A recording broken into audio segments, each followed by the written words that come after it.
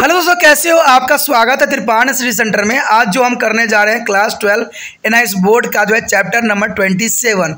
ये chapter biology का है, प्रदूषण। देखिए, प्रदूषण जो है कई मायने में कई क्लासों के बच्चों के लिए अत्यंत महत्वपूर्ण है, चाहे वो 11वीं क्लास हो, 12वीं क्लास हो, चाहे यूपी बोर्ड हो, बिहार बोर्ड हो, चाहे एनसीईआरटी हो, सीबीएसई हो, जो मर्जी हो, सभी बच्चों के लिए अगर सिलेबस उनमें प्रदूषण है तो ये चैप्टर जो है उनके लिए अमृत तुल्य है। क्योंकि आपको पता ही है कि त्रिपाण सेंटर जो है आपको हिंदी के साथ साथ जो है इंग्लिश में भी एक्सप्लेनेशन किया जाता है, और साथ में जो आपके मोबाइल पर डिस्प्ले भी होती है तो वो हिंदी इंग्लिश दोनों ही लैंग्वेज में होती है। तो कहते हैं यहाँ पर जो है डबल डोज के रूप में त्रिपाण स्टडी सेंटर जो है आपके समक्ष प्रस्तुत हुआ है। दोस्तों, आज जो हम करेंगे प्रदूषण में बहुत कुछ जानेंगे, जिसमें वायु प्रदूषण, ध्वनि प्रदूषण, जल प्रदूषण और वायु प्रदूषण जो होगा इसमें मेन हम उठाएंगे, और इसके मुद्दा, इसके प्रिवेंशन और इसके बारे में बहुत कुछ जानेंगे। लेकिन आपको पता है कि चैप्टर स्टार्ट करने से पहले एक बात जो मैं हमेशा कहता हूँ, जिसको आपको सोचना भी चाहिए, विचार भी करना चाहिए और अमल भी करना चाहिए, वो ये है कि जब भी वीडियो देखिए पूरा देखिए, क्योंकि अधूरा जानकारी सदैव खतरनाक होता है। साथ में एक इंपॉर्टेंट बात ये भी रहता है, अगर आप पहली बार वीडियो देख रहे हो तो लाइक शेयर सब्सक्राइब करना मत भूलना। क्योंकि दोस्तों लाइक कीजिएगा तो बनाने वाले का मनोबल बढ़ता है, सब्सक्राइब कीजिएगा तो इससे ये होता है कि जब भी मैं कोई वीडियो डालूंगा उसका नोटिफिकेशन आपको समय रहते मिल जाएगा। और देखिए, शेयर का मतलब ये होता है कि आपके थ्रू ना जाने किन बच्चों को हेल्प मिल जाए, ये आप भी नहीं जानोगे, इसलिए जो है आप शेयर जरूर करो, ठीक है। व्हाट्सएप स्टेटस पे भी लगाओ। दोस्तों, एनआईएस सेंटर जो कई मानने में बहुत से बच्चों के लिए हेल्पफुल है, चाहे वो 8th क्लास हो, 9th 10th 11th 12th हो, चाहे वो एनआईएस बोर्ड के बच्चे हों, ठीक है, चाहे बीए एमए के बच्चे हो, सभी क्लासों के लिए कुछ ना कुछ जो है त्रिपाण सेंटर में उपलब्ध है। तो इसलिए आपके लिए ज़रूरी है कि आप सब्सक्राइब करके इसको चैनल को जो है सेव कर लो, नहीं तो बाद में अगर रिसर्च करोगे तो शायद आपको ये चैनल प्राप्त ना हो।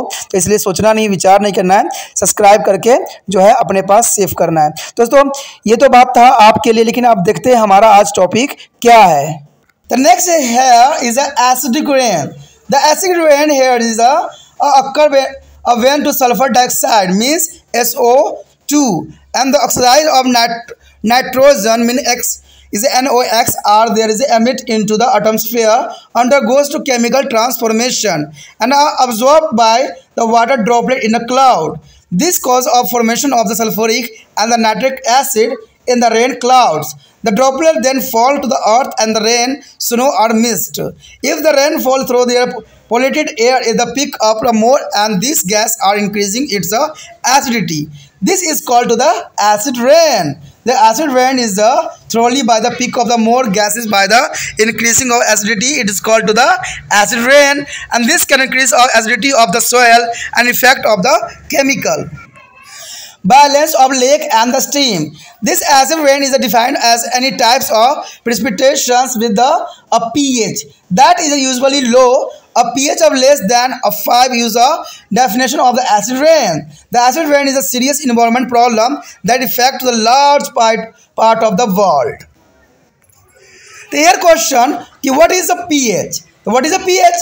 The pH is the acid rain measuring using to scale is called to the pH. The acid rain measuring scale is called to the pH because at release of hydrogen ion, the acid content of solution is based on the concentration of hydrogen ion and expressed to the pH.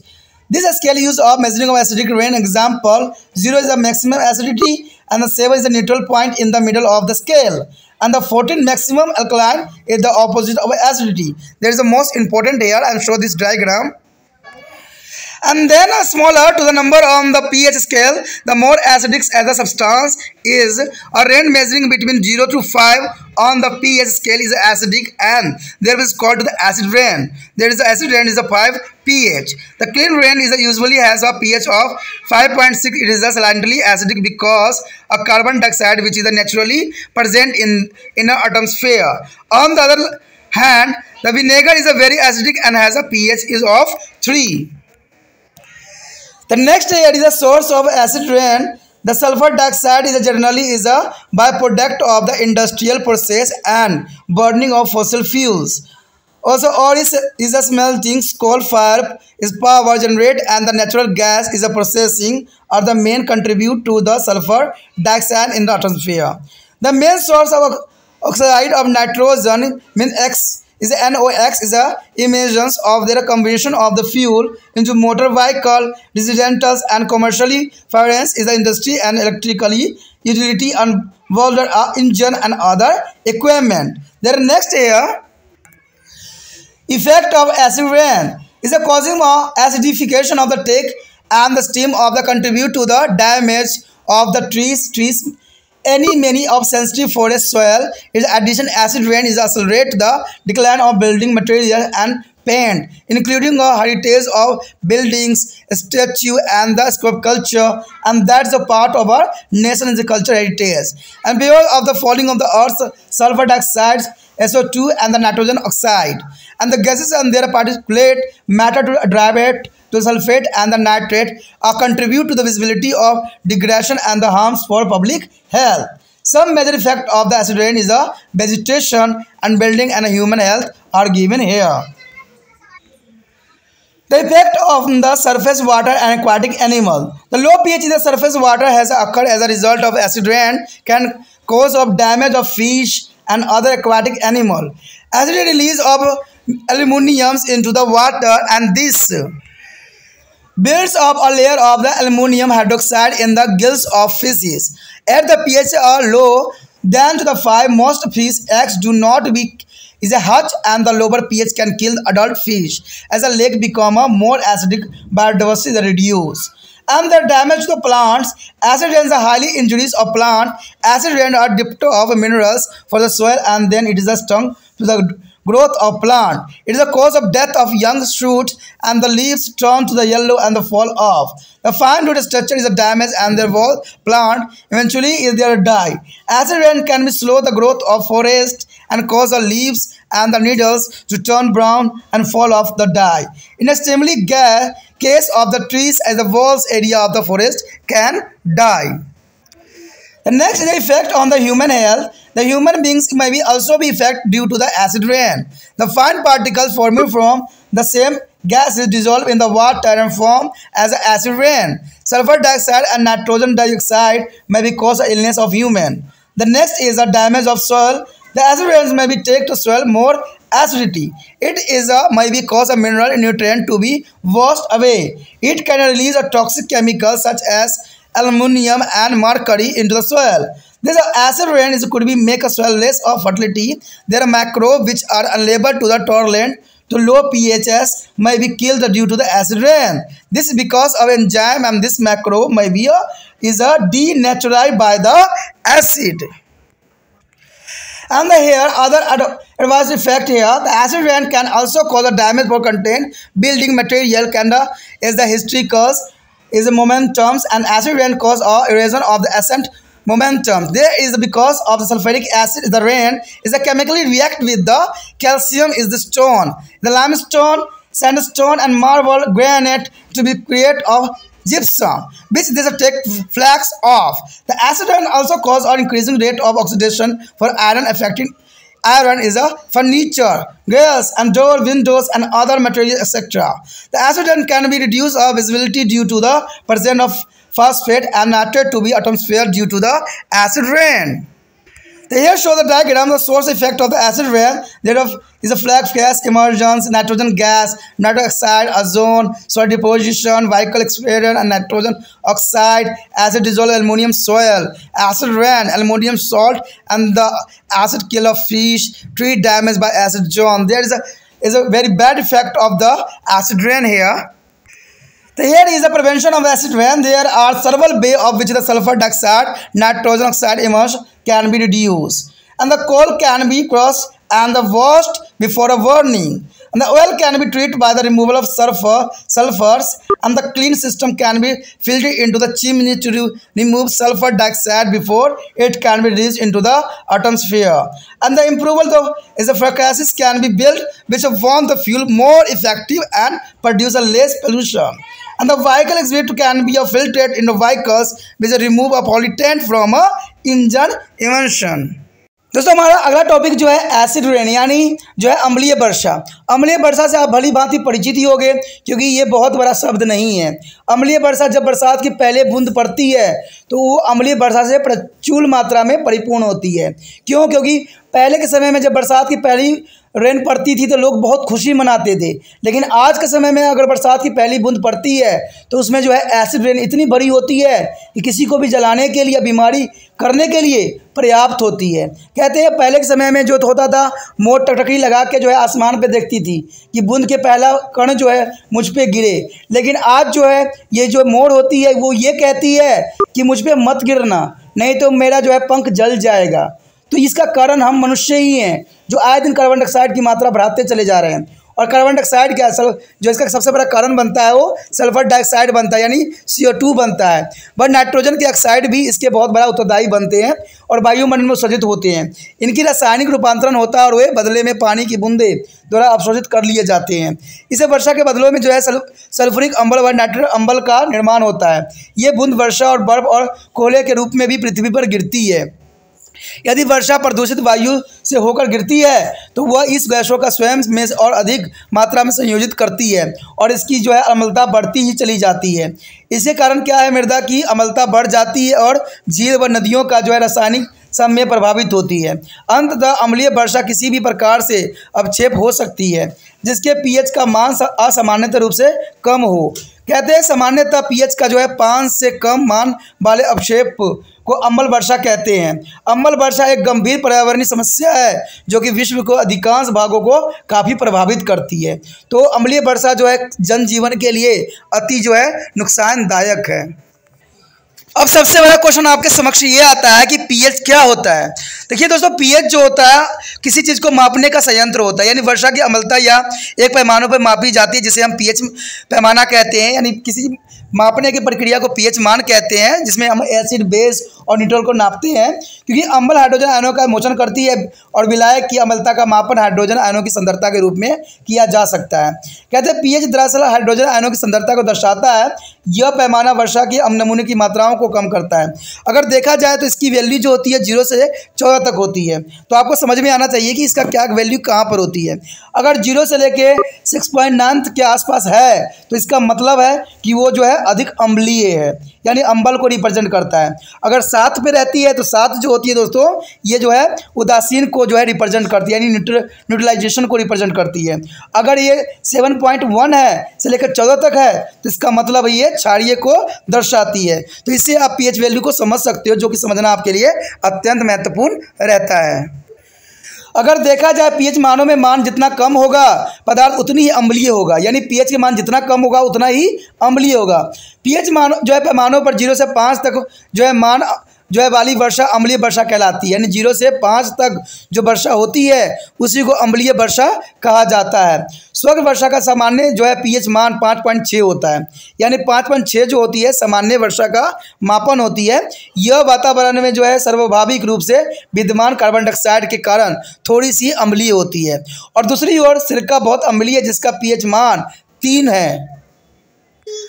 उसके पश्चात है हमारा अम्लीय वर्षा के स्रोत। देखिए, अम्लीय वर्षा का सबसे बड़ा स्रोत जो है वो सल्फर डाइऑक्साइड है। यानी सामान्यतः औद्योगिक प्रक्रियाओं का उत्पादन है, यानी उप प्लस उत्पादन है, वह जीवाश्म ईंधनों को जलने से होती है। और जीवाश्म ईंधन आपको पता है कि पेट्रोल, डीजल, ठीक है, और कोयला ही होता है जो जीवाश्म ईंधन होते हैं। तो इससे जो होता है सल्फर डाइऑक्साइड उत्पन्न होती है और इसकी वजह से जो है अम्लीय वर्षा का सबसे बड़ा कारण बनती है। कहते हैं अयस्क प्रगलन और कोयला आधारित शक्ति संयंत्र जो है प्राकृतिक गैस अभिक्रिया वायुमंडल में सल्फर डाइऑक्साइड की प्रमुख सहयोगी है। अब दोस्तों देखिए, यहाँ कोयला का इस्तेमाल जो होता है बड़े बड़े बिजली संयंत्रों में की जाती है, यानी बिजली उत्पन्न करने के लिए कोयला का जो है उपयोग किया जाता है। ठीक है, कोयला जो है धड़ल्ले से उपयोग किया जाता है जिससे बिजली उत्पन्न होती है। और सरकार क्या कर रही है, वही इतना सारा महंगा बिजली को मुफ्त कर रही है। तो इसका प्रभाव क्या पड़ेगा, ये आप जरा सोचिए और विचार कीजिए। कहते हैं नाइट्रोजन को ऑक्साइड गैसों का जो है उत्सर्जन का मुख्य स्रोत जो है मोटर वाहन, घरों और व्यापारी भट्टियाँ, औद्योगिक एवं विद्युतीय प्रौद्योगिकी, बैरलों और इंजनों और अन्य उपकरणों में ईंधन के दोहन के से भी उत्पन्न होती है। तो ये सारे कारण जो होती है वो अम्लीय वर्षा के स्रोत के रूप में कार्य करती है। और सबसे बड़ा कारण जो है मोटर वाहन होते हैं, जो कि बहुत बड़ा नुकसानदायक होता है। दोस्तों आगे जो है अम्ल वर्षा के प्रभाव। देखिए, अम्लीय वर्षा का प्रभाव भी कई मायने में बहुत ही गंभीर समस्या उत्पन्न करती है। अम्ल वर्षा जो है झील व जलधाराओं में अम्लीकरण हो जाता है, जिसके कारण पेड़ों व कई संवेदनशील एवं जो है मिट्टी क्षतिग्रस्त हो जाती है, यानी जो मुद्राएं होती है वो क्षतिग्रस्त हो जाती है, जिसको मिट्टी कहते हैं। इसके अतिरिक्त अम्ल वर्षा के भवन सामग्री, रंग, संस्कृति, महत्व को भवन जो है पूर्तियों आदि की क्षति तेजी से होती चली जा रही है। इसका सबसे बड़ा एग्जाम्पल जो है ताजमहल है। ताजमहल जो है पहले कितने अलग हुआ करती थी, संगमरमर की बनी हुई थी, लेकिन आज जो है पीलापन के चादर में ढकी हुई है। चाहे आप जितना मर्जी उसमें रंग कर लो, पुताई कर लो, जितना मर्जी केमिकल डाल लो, लेकिन कहते हैं रेन वर्षा होगी तो फिर से वो पीली की पीली हो जाएगी। इसका सबसे बड़ा एग्जाम्पल आपके समक्ष है। पृथ्वी पे पहुंचने से पूर्व जी जो है सल्फर डाइऑक्साइड का जो है नाइट्रोजन ऑक्साइड गैस उनके कणकीय पदार्थ जो है वे उत्पीड़ित यानी particle matter of directives sulphate को नाइट्रेट दृश्यता निमीकरण करते हैं और ये जन स्वास्थ्य को भी हानि काफ़ी पहुंचाती है। कहते हैं अम्लीय वर्षा वनस्पति, भवन और मानव स्वास्थ्य को प्रभावित करने वाले मुख्य जो है प्रभाव नीचे कुछ दिए गए हैं। यहाँ पर तो सबसे पहले जो है धरातलीय जल तथा जल जीवों पर प्रभाव। कहते हैं अम्लीय वर्षा के कारण धरातलीय जल जो है पीएच का मान कम होने से मछली व अन्य जलीय जीवों को भी हानि पहुँचती है। अम्लता जल में जो है एल्युमिनियम निमुक्त होती है और मछलियों के जो है गलफरों में एल्युमिनियम डाइऑक्साइड की एक परत के रूप में निर्मित हो जाती है और पीएच का मान 5 से कम होने पर मछलियों के अंडे से बच्चे पैदा नहीं हो पाते हैं। इससे कम पीएच मान से वयस्क मछलियों को मर जा सकते हैं और झीलों के अधिक अम्लीय होने से जैव विविधता को बहुत काफ़ी क्षति पहुंचती है। आपने सुना भी होगा कहीं किसी क्षेत्र में कि यहाँ पर जो है सारी मछलियाँ मर गई। कारण क्या था? वहाँ के जो था जल प्रदूषित हो गई। जल में क्या था? सल्फर डाइऑक्साइड था, यानी जिसका अम्लीय वर्षा के कारण जो था सारे मछलियों के ऑक्सीजन नहीं मिला और सल्फर डाइऑक्साइड भरने की वजह से मृत्यु हो गई। मान लीजिए कुछ सल्फर डाइऑक्साइड जो है मछलियों ने इनहेल कर लिया और जब आप उसको खाना के भोजन के रूप में खाओगे तो आपको भी सल्फर डाइऑक्साइड बॉडी में जाएगा और आपको भी उसी प्रकार से क्षति होगा, क्योंकि आपको पता है कि प्रत्येक उपभोक्ता में कुछ चीज़ें जो होती है डबल होती चली जाती है। तो ये चीज़ें बहुत काफ़ी इंपॉर्टेंट रहता है और कहते हैं ये इंपॉर्टेंट तो रहता ही रहता है, प्लस जो है इनकी आनुवंशिकता पे भी प्रभाव पड़ता है, यानी मछलियाँ जो है जीवन आगे उत्पत्ति करने के सक्षम ही नहीं रह पाती है। इनके सारे जो अंडे होते हैं वो नष्ट तहस नहस हो जाते हैं, तो मछली की उत्पादन क्षमता भी कम हो जाती है, जिसकी वजह से बहुत काफ़ी जैव विविधता हर्ष होती चली जाएगी। उसके पश्चात जो है पादपों की क्षति। देखिए अम्ल वर्षा पादपों के लिए अत्यंत हानिकारक है। अम्लीय वर्षा जो है मिट्टी से खनिज को अलग कर देती है और जिससे पौधे बौने रह जाते हैं और छोटी शाखाएं मृत्यु हो जाते हैं। पत्तियां पीली पड़कर गिर जाती है और महीन जड़ जो है संरचना नष्ट हो जाती है और पूरा पादप मृत्यु हो जाते हैं। अम्लीय वर्षा से वनों की वृद्धि भी मद पड़ जाती है और पत्तियां और पुष्प भूरे होकर गिर जाते हैं और इन चरम स्थिति में जो है पूरा वन क्षेत्र मृत्यु हो सकते हैं। तो देखिए कितना बड़ा क्षति पहुंच सकती है अम्लीय वर्षा की वजह से कि पूरे वन जीवन नष्ट हो जाएगी। ये बहुत बड़ी गंभीर समस्या है अम्लीय वर्षा का, जिसको आज हर एक मनुष्य को सोचने की आवश्यकता है। अब देखते हैं मानव स्वास्थ्य पर क्या प्रभाव पड़ता है। देखिए मनुष्य भी अम्लीय वर्षा के कारण प्रभावित हो सकते हैं। कुछ गैसों के बारीक कण जो है अम्ल वर्षा सल्फर डाइऑक्साइड और नाइट्रोजन डाइऑक्साइड जैसे गैस बनती है जिसमें मनुष्य के रोग उत्पन्न हो सकते हैं। अगर देखा जाए मृदा की क्षति यानी मिट्टियों की जो क्षति पहुंचती है वो भी बहुत बड़ा विनाशकारी सिद्ध होगी। अम्लीय वर्षा के परिणाम स्वरूप मृदा और अधिक अम्लीय बन सकती है और इसके कारण खनिज पोषक तत्व घुलकर नष्ट भी हो सकते हैं। इसके कारण जो है विषाक्त रसायन जैसे एल्युमिनियम व पारा मृदा में संयोजित हो सकते हैं और इस प्रकार अम्लीय वर्षा जो है मृदा को कम उर्वरक बना सकती है। अम्लीय वर्षा के कारण जो है पीएच को सहन करने में असमर्थता यानी जीवाणु मर सकते हैं। ऐसा इन जीवाणुओं को एंजाइमों में अम्ल के कारण विकृति हो सकती है। देखिए दोस्तों बहुत से मिट्टी में ऐसे जीव जंतु होते हैं जो कि किसानों के मित्र भी कहलाते हैं और इससे जो है उर्वरकता क्षमता भी बनी रहती है। लेकिन अम्लीय वर्षा के कारण क्या होगा, ये सारे के सारे जो होंगे तहस नहस हो जाएगा और जो है जीव नष्ट हो जाएंगे, जिसकी वजह से मिट्टी की उर्वरकता क्षमता भी दिन प्रतिदिन नष्ट होता चला जाएगा। उसके पश्चात हमारे समक्ष अन्य प्रतिकूल प्रभाव। देखिए अम्लीय वर्षा से खास भवन निर्माण सामग्री एवं ऐतिहासिक स्मारकों को भी क्षति पहुंच सकती है। देखिए दोस्तों मैं पहले ही आपको याद दिला चुका हूं कि इसका सबसे बड़ा एग्जाम्पल जो है ताजमहल है, जो कि पूरे तरह से पीला पड़ चुका है। अम्लीय वर्षा से प्राचीन स्मारक का जो क्षरण हो सकती है, यानी पुराने जो बड़े बड़े बनाए गए हैं जो स्मारक है वो क्षतिग्रस्त हो जाएंगे। ऐसा इसलिए होता है क्योंकि वर्षा में सल्फ्यूरिक अम्ल के विद्वान होने पर उसके पत्थर जैसे चूना पत्थर का बना हो, बलुआ पत्थर का बना हो या संगमरमर का ग्रेनाइट में विद्यमान कैल्शियम से अभिक्रिया से फलस्वरूप जिप्सम के बनने के कारण ऐसा होता है।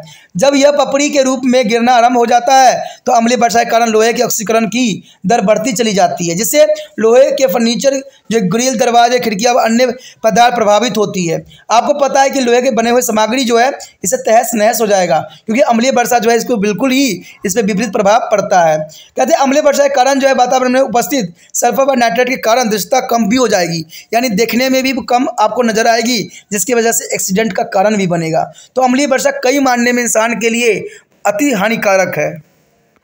अब यहाँ पर एक डायग्राम देखिए, अम्ल वर्षा के स्रोत के प्रभाव। देखिए कितना प्रभाव दिखाया जा रहा है कि धुएं गैस विकिरण निकल रही है, सल्फर डाइऑक्साइड, नाइट्रोजन ऑक्साइड धुएं के साथ निकल रही है, सल्फ्यूरिक अम्ल, नाइट्रिक अम्ल वातावरण में फैल रही है, वाहन रोचक अम्ल एल्युमिनियम की मृदा में घोल देती है, और इस प्रकार जो अम्लीय वर्षा होती है एल्युमिनियम लवण और जलीय मछली मर जाते हैं। अम्लीय से जो ओजोन पेड़ जो है नष्ट भी होते चले जा रहे हैं। तो ये डायग्राम भी आपको बताने के लिए बहुत सुचारू है, इसको समझ सकते। कहते हैं ना, समझदार व्यक्तियों के लिए इशारा ही काफ़ी है। तो इशारा आपने समझ लिया है कि ये बहुत ही खतरनाक है और इसको हर एक इंसानों को समझने की आवश्यकता है। अब आगे जो है देखिए, अम्ल वर्षा की रोकथाम कैसे किया जा सकता है। कहते हैं अनेक तरीके से सल्फर डाइऑक्साइड, नाइट्रोजन ऑक्साइड का उत्सर्जन को कम किया जा सकता है। तो सबसे पहली बात तो यही है कि कोयले को जलाने से पहले छोटे टुकड़े बनाकर जो है यह धोया जा सकता है। तो इससे भी थोड़ा सा जो है कार्बन मोनोऑक्साइड गैस नॉन निकले और जो है सल्फर डाइऑक्साइड नॉन निकलने के चांसेस बहुत कम हो जाते हैं। तेल का उपचार करके सल्फर को अलग किया जा सकता है और चिमनियों से सल्फर डाइऑक्साइड के वातावरण उत्सर्जन को रोकने के लिए इनमें जो है सफाई करने वाली प्रणाली का उपयोग किया जा सकता है। तो दोस्तों कुछ ना कुछ उपयोग करके जो है इसको कुछ ना कुछ कम किया जा सकता है। अगर नहीं किया तो मानव जीवन का अस्तित्व शायद नष्ट हो जाए। साथ में इससे जो होता है ईंधन को अधिक प्रभावित ढंग से जलाने एवं प्रदूषण कम करने के लिए उच्च भट्टी का प्रयोग में लाई जानी आवश्यक है। वाहनों में निकास नाली को लगाकर इंजन उत्सर्जन को जो है प्रदूषण को पृथक किया जा सकता है। तो ये कई मानने में इम्पोर्टेंट भी है और इसको हमें अपनाना भी चाहिए और इसके लिए कोई आपको ज़बरदस्ती नहीं कर सकता है। आपने स्वयं इस बात को समझना है कि जितना हो सके पर्यावरण हितैषी बनो, ठीक है। इको फ्रेंडली लिख देने से इको फ्रेंडली नहीं हो जाता है, जब तक हम इसको जो है अपने कार्य क्षमता में और अपने जो है जीवन में इसको न लेके आए। तो हर एक बच्चा जो भी वीडियो देख रहा है उनको इस बात को समझना है कि हमें पर्यावरण को सुरक्षित रखना है। तो इसी के साथ हमारा ये टॉपिक जो है खत्म हो जाता है। आगे का टॉपिक और भी इंपॉर्टेंट है, रेडिएशन के ऊपर है, जिसको हम जानेंगे और समझेंगे। तो आप इसी तरह त्रिपाण सेंटर के साथ बने रहिए और ज्ञान प्राप्त कीजिए और ज्ञान का जो है सुचारू उपयोग कीजिए। दोस्तों साथ में एक इंपॉर्टेंट बात ये भी रहेगा कि आपने एक बात भूलना नहीं है कि जो है इसको यूट्यूब पे से जो है इसकी लिंक को कॉपी करना है और व्हाट्सएप स्टेटस पे लगा देना है। There is the next topic is radiation or environmental pollutant. The radiation is one of the chief form of energy, consists of high energy particles. Radiation could be our natural, solar, and is a cosmic or human nuclear. Radiation has also become a major factor causing environment pollutions. The radiation may have a both short-term and long-term effect. They can further is divided the functionally into the ionizing and the non-ionizing radiation. There is a function here is the radiation ionizing and the non-ionizing here. Here the example is alpha, beta, gamma and the X-ray is the ultraviolet radiation and property is short wavelength, high energy. The high wavelength is energy for the non-ionizing radiations and the effect is the ionizing effect is the causing immunizations and the cell protect. There is the other is non-ionizing is a damage through the toxic. And the harmful effect is a deep penetrating power effect both the external and internal organs. The non-ionizing here is the only superficial tissue and the damage. The other here is the break of the chromosome, kill the microorganism and the egg of fish and amphibian. The ionics as a gene mutation and genetic variation. And here is a cancer of bone marrow is a leukemia. There is a ionics and the non-ionics is a prevent of synthesis of DNA and RNA and cell divisions. Here the loss here and the male fertility. There is the ionic, but non-ionic is a skin cancer in a human. The one fact here, the inhabitation of the Hiroshima, Japan exposed the nuclear weapon has no children for a long time to have a deformed is the infertility offspring. There is a major fact of the Hiroshima, Nagasaki in Japan. There is a nuclear bombs are adopt. So here is the effect exposure of the ionizing radiation in the living organism. The time exposure, the millisecond, few seconds, minutes, hours, and year of there. There is a millisecond is energy absorptions, and few seconds is a molecular change, and minutes is the metabolic changes, genetical change, and the years is the cell damage, is a mutation, and here to the years the cell is a death, abnormal growth. On at least go ways the death of the organism. There is a very dangerous of radiation. The nuclear radiation and the harmful effect here, radiation emitted by the nuclear substance or wastage flow out. For forming atomic power plant as atomic explosions occurs nuclear radiations. The nuclear waste is a continuously emitted radiation for every long period. The radioactive iodine is a 131I and the strontium is a SR is a 90 are two nuclear waste for on the atomic explosions. And the maybe case of cancer of thyroids and the cancer of bone marrow respectively. By the entry of food chain, there also get accumulated is a high concentration in the body of the top consumer, causing harmful effect on the health of the both humans and animals. The next here, nuclear power plants. The nuclear power plants help in the generated electrically is the energy of the utilized heat generated and by nuclear radiation. And India has one sum of the nuclear power plants at the Narora in the UP and the Kalpakam is a Tamil Nadu and Kota is a Rajasthan and etc. But some is the disposal of nuclear waste. It is similar to the disposal of nuclear waste carefully as it is remind radioactive emits of radiation. For a very long time, waste is a normally packed is a seal lid, a container as a lid for absorb all the radiation. This container are the dumped in the deep pits in their high sea. And the next area of protection against radiation. How to protect is a protection against radiation. So here, exposure to radiation may be effect of both young and adult. Entry of children and the pregnant female is a prohibited in the nuclear installation. Nuclear radiation may be have to flowing harmful effect. The first is a cancer in a child. Male is a fertility and the malformation of the growing embryos. And the people working in the nuclear establishment can be provided protection against the radiation by the first is increasing the distance between to the source of radiation and the working people, and the use of lead shaded to serve absorbing of materials. And the next is the things concentrate a wall around to the reactor to work as shaded, and use of protective aprons and the gloves for people. The next is the application of the radiation. The depth of all the harmful effect of radiation, the use of various field for the benefit of mankind is gradually increased as shown in their figure. And there is almost all our source is energy originate from the solar radiation. For example, photosynthesis process for formation of food and fossil fuel. The artificial generated radiation are also used for various purpose. The application of the radiation here, the industry process the radiation detect of the metal, moisture and quality. And the next is the nuclear energy is the power plants. Or a communication, the radio, TV, satellite, there is a radiation create. And medicine also there is effect of radiation, tomography, CAT scan, X-ray of anatomies, diamothermy of relay pains and the localized heating athletics and destruction of the cancer growth, sterilization of the surgical instrument. There are more application of radiation here. And also application for the scientific research. The radiocarbon is a dating to determine to the age of object of fossil fuel. There is a fossils. There is a most important for scientific research. There are age object on the fossils.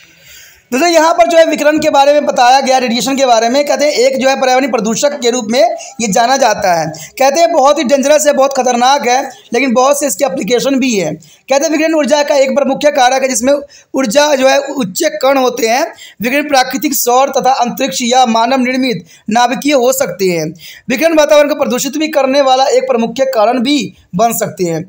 विकिरण का प्रभाव और अल्पकालिक भी हो सकती है और दीर्घकालिक दोनों प्रकार के हो सकते हैं। यानी इसको शॉर्ट टर्म भी हो सकता है प्रभाव और लॉन्ग टर्म भी हो सकता है। कहते हैं क्रियाशील के अनुसार इन्हें विभाजित किया जाता है, जैसे आयनिकारिक यानी आयनिक्स जो है, दूसरा है अनायनकारी यानी आयनाइंस नॉन आयनिक होते हैं। अब देखा जाए कि आयनकारी और अनायनकारी में क्या अंतर है, यानी आयनोजिंक्स एंड नॉन आयनिक में क्या डिफरेंस है, तो हम देखते हैं। अगर देखा जाए इसका प्रकार तो उदाहरण देखोगे अल्फा, बीटा, गामा और एक्सरे, ये जो है आयनकारी के रूप में प्रेजेंट होता है, लेकिन अनायनकारी जो होता है पर्यावरणीय विकिरण के रूप में होता है। इसका गुणधर्म जो होती है लघु तरंग दैर्घ्य जो है उच्च ऊर्जा उत्पन्न करती है जो आयनकारी करती है, और अआयनकारी जो होती है जो उच्च तरंग दैर्घ्य निम्न ऊर्जा उत्पन्न करती है। और इसका प्रभाव क्या होता है, कोशिकाओं में आयनकारीकरण से प्रकाशीय उत्पाद होता है, यानी आयनकारी से उत्पन्न होती है। और यहाँ पर जो है अनयनकारी जो होती है वो विषमता उत्पादों में क्षति पहुँचाती है। और इसके पश्चात हानिकारक प्रभाव जो होते हैं गहरे वेदन शक्ति के कारण जो है शरीर के बाहर व आंतरिक अंगों को क्षति पहुंचता है। अगर दूसरी तरफ देखा जाए तो यह केवल बाहरी ऊतकों को क्षति पहुंचाती है, जैसे सूक्ष्म जीवों को मारना, मछलियों व उभयचरों को अंडों को विनाश करना, इसका सबसे बड़ा जो है नुकसान होती है। अब देखा जाए हानिकारक जो है इसमें गुणसूत्र क्रोमोसोम का टूटना, जीन उत्पादित और अनुवांशिक परिवर्तन भी देखने को मिलेगा, और अस्थि मज्जा का कैंसर, बालों का गिरना, नरबंधता, इस सारे कुछ जो है अयनकारी में है। पर अनअयनकारी में क्या होती है कि डीएनए और आरएनए के संश्लेषण पर रोक और कोशिका विभाजन मानव में त्वचा कैंसर भी उत्पन्न कर देता है।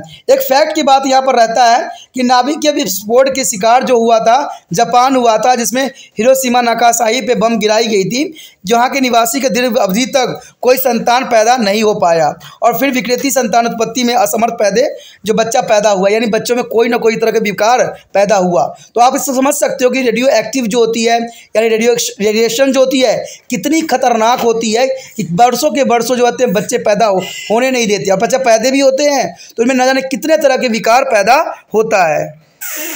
यहाँ पर देखा जाए तो सभी प्राणियों के अयनकारी विकिरणों के पड़ने का प्रभाव आपके समक्ष दिया गया। देखिए मिली सेकेंड में क्या होता है, ऊर्जा अवशोषण होता है, कुछ सेकंड में क्या होगा, आणविक परिवर्तन होगा, और मिनट में क्या होगा, अपचायिक परिवर्तन हो जाएगा, जिसमें अनुवंशिक परिवर्तन को भी देखने को मिलेगा।